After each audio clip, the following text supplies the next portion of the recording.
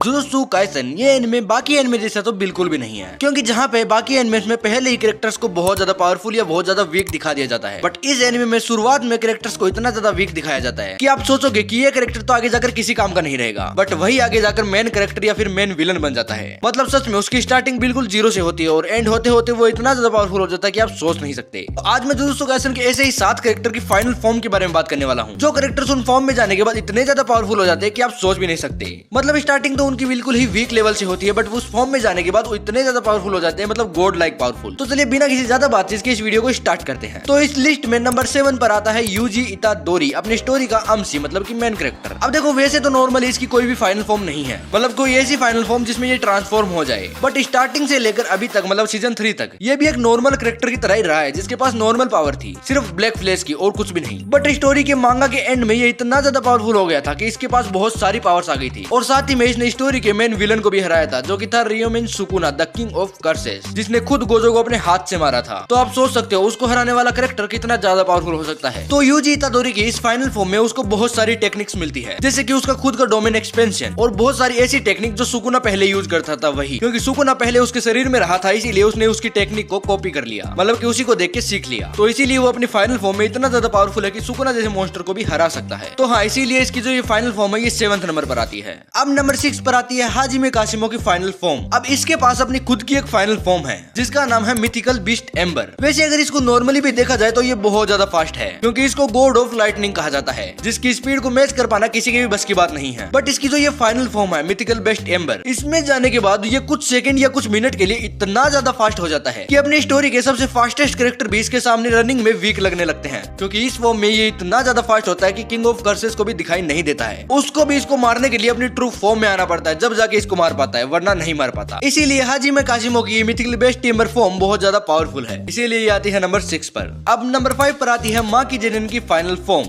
जिसका नाम है हेवनली रिस्ट्रिक्शन। अब देखो वैसे तो माकी जेनिन नहीं है जिसके पास हेवनली रिस्ट्रिक्शन था, पहले तोजी भी था जिसके पास हेवनली रिस्ट्रिक्शन था, बट उसकी ये फॉर्म हम नहीं बोल सकते हैं, क्योंकि उसके पास तो ये बचपन से था, और माकी का माई ने अवेकन किया था, उसकी बहन ने ही, क्योंकि वो अपने साथ इसकी भी बची हुई कर्स एनर्जी को ले गई, जिससे इसका हेवनली रिस्ट्रिक्शन अनलॉक हो गया। तो इसकी ये भी बन गई फाइनल फॉर्म। अब देखो पहले माकी इतनी ज्यादा पावरफुल भी नहीं थी कि वो एक स्पेशल ग्रेड कर्स से लड़ पाए, क्योंकि हमने डेगोन से लड़ते हुए देखा ही था, डेगोन को माकी टच भी नहीं कर पा रही थी सही से। बट इसकी फाइनल फॉर्म में आने के बाद, मतलब कि हेवनली रिस्ट्रिक्शन अनलॉक होने के बाद, ये इतनी ज्यादा पावरफुल हो गई कि इसने पहले तो अपने ही क्लैन को खत्म कर दिया, जिसमें एक से एक पावरफुल कैरेक्टर थे, जैसे नाविया जेनिन और जुनिची जेनिन, वो भी इसके सामने कुछ नहीं कर पाए थे, जबकि वो पावरफुल थे। तो इसकी फाइनल फॉर्म का अंदाजा तो आप यहीं से लगा सकते हो। और उसके बाद इस फॉर्म में उसने सुकुना को भी टक्कर दी थी, इवन उसका एक आर्मी कार्ड दिया था, जिसकी खुद the king of curses Sukuna ने तारीफ भी की थी। तो फिर आप इसकी हेवनली रिस्ट्रिक्शन मतलब की फाइनल फॉर्म का अंदाजा लगा सकते हो कि वो कितनी ज्यादा पावरफुल है। अब नंबर 4 पर आती है गोजो सातोरू की फाइनल फॉर्म। अब जैसे यूजी की नहीं थी, वैसे ही गोजो की भी कोई फाइनल फॉर्म नहीं है, बट जब लास्ट में इसने सुकुना से फाइट की थी तो इसकी भी काफी सारी पावर्स अनलॉक हो गई थी, जैसे कि अपने डोमेन को एक फुटबॉल की साइज का बना लेना, या फिर उसको इतना बड़ा कर देना कि वो पूरी शिनजाकू में ही फैल जाए, जो पावर्स इसके पास पहले नहीं थी लेकिन उस समय आ गई थी। इसीलिए हम उसको गोजो की फाइनल फॉर्म बोल सकते हैं। और गोजो अपनी फाइनल फॉर्म में कितना ज्यादा पावरफुल था ये तो आपको पता ही है। इवन उसने अपने एक ही अटैक में मोहरागो को भी डिस्ट्रॉय कर दिया था, और the king of curses Sukuna को भी मौत की याद दिला दी थी, मतलब कि लगभग उसको मार ही दिया था। तो इससे आप अंदाजा लगा सकते हो कि इसकी फाइनल फॉर्म ये कितनी ज्यादा पावरफुल है। तो हाँ, इसीलिए आता है नंबर 4 पर। अब नंबर 3 पर आता है युता ओकोत्सु। वैसे नॉर्मली देखा जाए तो इसकी भी कोई फाइनल फॉर्म नहीं है। देखो मांगा में इसने गोजो सातोरू की बॉडी को यूज किया था, और उस समय पर इसके पास गोजो की भी काफी सारी पावर्स आ गई थी, इवन उसका होलो पर्पल भी। और उस समय वो इतना ज्यादा पावरफुल हो गया था कि वो गोजो सातोरू की कुछ शक्तियों को अनलॉक कर सकता था। इसलिए गोजो की बॉडी वाले फॉर्म को हम युता की फाइनल फॉर्म समझ सकते हैं, क्योंकि उस समय युता के पास गोजो सातोरू की और अपनी खुद की भी बहुत सारी पावर्स आ गई थी, जो उसने सुकुना के खिलाफ यूज भी की थी। हाँ, वो बात अलग है कि सुकुना को इससे ज्यादा डैमेज नहीं लगा था, बट फिर भी उसने सुकुना को परेशान तो किया था। तो इसीलिए ये आता है नंबर 3 पर। अब नंबर 2 पर आती है माहितो की फाइनल फॉर्म।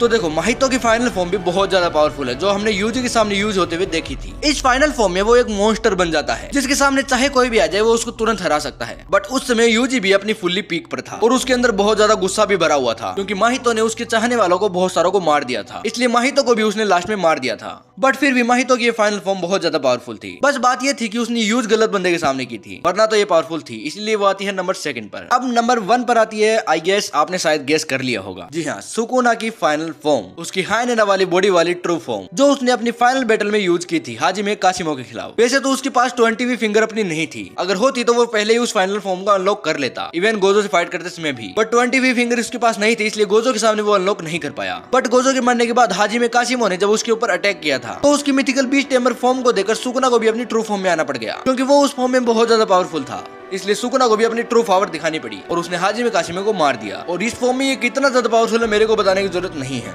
मतलब सच में इस फॉर्म के अंदर इससे बहुत सारे सोर्सर लड़ाई करने आए थे, 15 से भी ज्यादा सोर्सर, फिर भी इस फॉर्म में सुकुना को वो कुछ भी नहीं उखाड़ पाए। तो फिर आप देख ही सकते हो कि ये कितनी ज्यादा पावरफुल उसकी फाइनल फॉर्म है। इसलिए हाँ, चाहे कुछ भी हो, लेकिन सुकुना की ये फॉर्म बहुत ही ज्यादा पावरफुल है। सो आई होप आपको वीडियो देखने में बहुत ज्यादा मजा आया होगा। अगर मजा आया है तो वीडियो को लाइक एंड सब्सक्राइब जरूर कर देना यार। और हाँ, कमेंट बॉक्स में आप अपना टॉपिक बता सकते हो कि किस चीज पे वीडियो लेके आना है, मैं वही चीज पे लेके आ जाऊंगा।